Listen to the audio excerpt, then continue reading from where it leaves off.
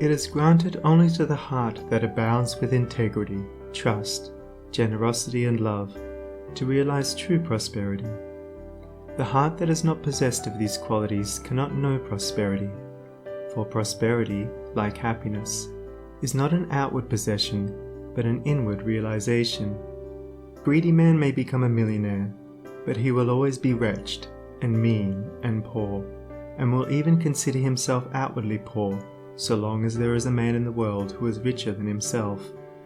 Whilst the upright, the open-handed and loving will realize a full and rich prosperity, even though their outward possessions may be small. He is poor who is dissatisfied, he is rich who is contented with what he has, and he is richer who is generous with what he has.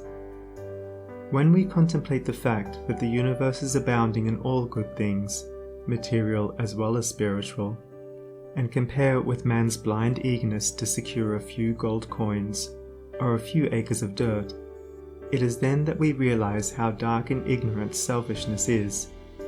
It is then that we know that self-seeking is self-destruction. Nature gives all, without reservation, and loses nothing. Man, grasping all, loses everything.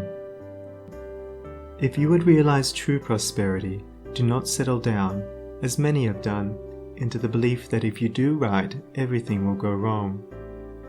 Do not allow the word competition to shake your faith in the supremacy of righteousness. I care not what men may say about the laws of competition, for do I not know the unchangeable law, which shall one day put them all to rout, and which puts them to rout even now in the heart and life of the righteous man? And knowing this law, I can contemplate all dishonesty with undisturbed repose, for I know where certain destruction awaits it. Under all circumstances, do that which you believe to be right, and trust the law. Trust the divine power that is immanent in the universe, and it will never desert you, and you will always be protected. By such a trust, all your losses will be converted into gains, and all curses which threaten will be transmuted into blessings. Never let go of integrity, generosity, and love, for these, coupled with energy, will lift you into the truly prosperous state. Do not believe the world when it tells you that you must attend to number one first, and to others afterwards. To do this is to not think of others at all, but only of one's own comforts. To those who practice this, the day will come when they will be deserted by all, and when they cry out in their loneliness and anguish, there will be no one to hear and help them. To consider oneself before all others is to cramp and warp and hinder every noble and divine impulse. Let your soul expand. Let your heart reach out to others in loving and generous warmth, and great and lasting will be your joy, and all prosperity will come to you. Those who have wandered from the highway of righteousness guard themselves against competition. Those who always pursue the right need not to trouble about such defense.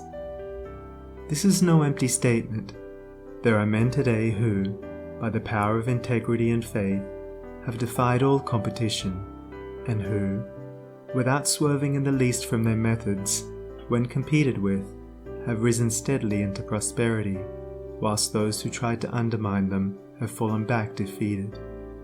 To possess those inward qualities which constitute goodness is to be armored against all the powers of evil, and to be doubly protected in every time of trial.